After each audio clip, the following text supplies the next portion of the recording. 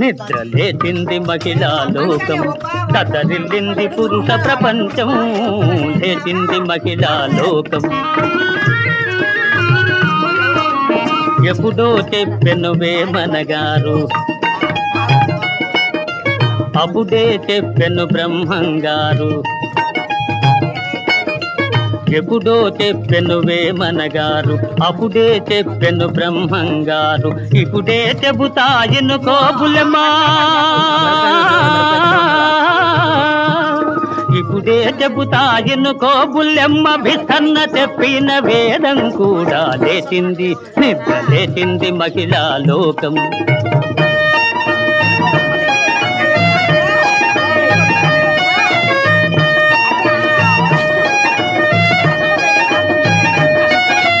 పల్లెటూళ్ళలో పంచాయతీలు,